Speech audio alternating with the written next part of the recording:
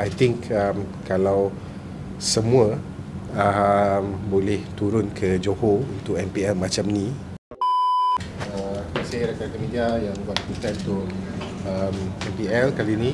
Saya harap boleh bagi liputan yang lebih meluas dan jadikan apa yang disaksikan di MPL hari ini sebagai salah satu kita punya bekal lah untuk ke M6 pula. So I thank lebih 12,000 yang hadir sebagai not just spectator tapi enthusiast yang menjadikan Malaysia MPL ni antara yang gempak, walaupun kali pertama buat di luar Lembah Kelang dan nampak memang sangat berhasil lah.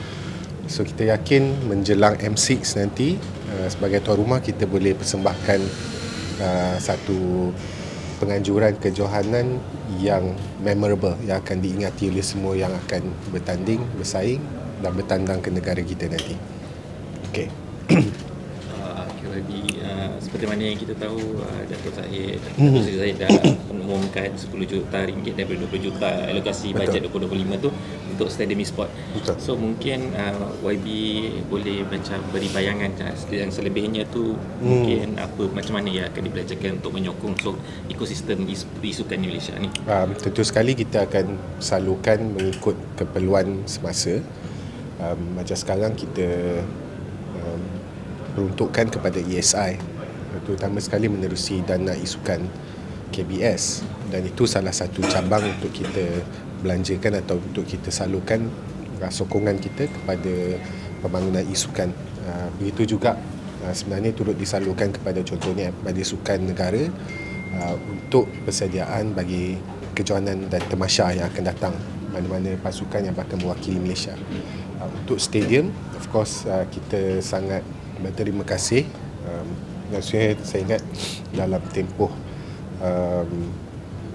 setahun dua yang akan datang ni kita insyaAllah akan dapat very good venue, terutama sekali untuk penganjuran bukan sahaja yang bersifat regional tapi juga untuk domestik.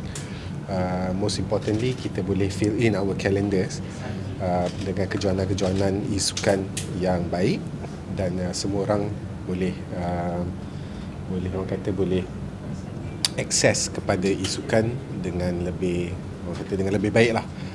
Of course kita nak pastikan juga supaya lepas ini kita boleh kembangkan lagi kerjasama, terutama sekali dengan game publishers untuk jadikan Malaysia sebagai salah satu hub penting di rantau Asia Tenggara, if not Asia sendiri.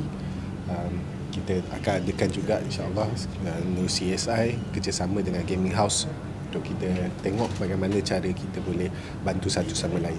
So most important, I think most important would be good relationship lah between gaming house, publishers, kerajaan sendiri, industri kementerian, rakan-rakan sektor korporat yang lain, dan para peminat dan juga pemain akaumbi.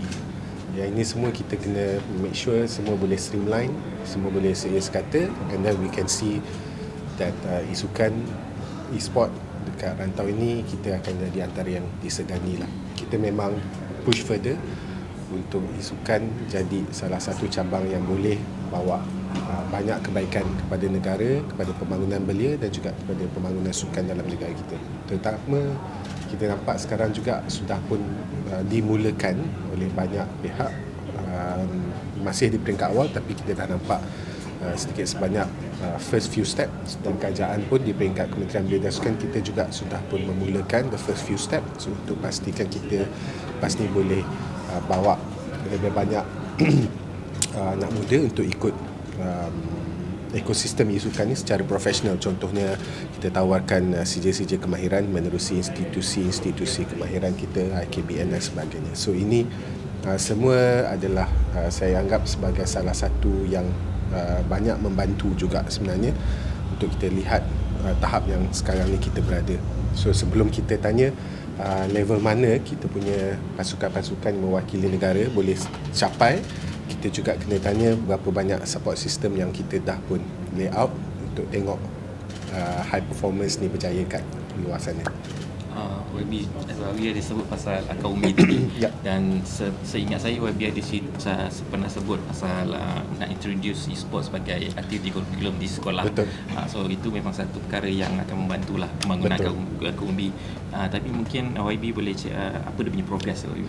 Progres dia, kita masih di dalam perbincangan yang amat serius dengan Kementerian Pendidikan, especially sebab terutama sekali bila kita ada NASDAQ, National E-Sports Guideline tu, dia sangat membantu untuk kita terangkan kepada pihak sekolah, kepada pejabat pendidikan, kepada jabatan pendidikan dan sebagainya, bagaimana cara kita boleh kendalikan e-sukan di sekolah. Dari sudut bukan sahaja pilihan permainan, title, tapi juga dari sudut pengendalian kelas, pengendalian latihan, pengendalian kejohanan antara sekolah ataupun dalam sekolah. Begitu juga dengan kerisauan ibu bapa yang ini kita nak address juga. So itu ada perkara yang from time to time kita keep updating, especially KPM. Responnya sebenarnya sangat baik, especially bila kita baru-baru ni dalam jawatankuasa kabinet pembangunan sukan juga, pengerusi jawatankuasa beri penekanan terhadap pembangunan e-sports yang mana menuntut agar di peringkat sekolah dan juga institusi-institusi lain yang ada dalam ekosistem kerajaan ni ataupun ekosistem negara ni boleh manfaatkan suasana ini dan boleh bantu untuk bangunkan macam yang kita cakap sekurang-kurangnya program bakat e-sukan dalam sekolah. Terutama sekali kita tahu bahawa macam yang kita dah pun witness, bukan sahaja menerusi MPL atau kejohanan-kejohanan lain, kita dah nampak macam mana anak-anak muda yang melibatkan diri dalam bidang e-sukan ni, selain daripada terjaga akademik, mereka juga dapat bagi inspirasi untuk cetuskan lebih ramai lagi anak-anak muda lain untuk lebih minat dalam bidang contohnya sukan elektronik, yang mana juga mencetus minat kalau tanya saya dalam bidang contohnya STEM, sains dan matematik. Ini semua sebenarnya adalah unsur-unsur yang perlu kita raikan, because we always emphasize that for you to be here you need to be very good at certain subjects in school, dan you kena ada analytic thinking, you kena ada strategic thinking, dan semua ni you akan dapat asah lah menerusi banyak aktiviti kurikulum termasuk macam e-sukan yang diperkenalkan menerusi sistem pembelajaran kita.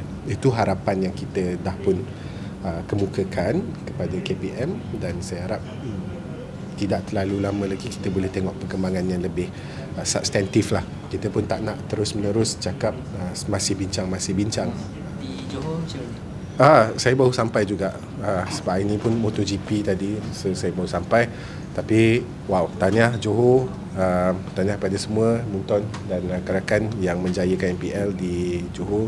Suasana dia sangat meriah, dan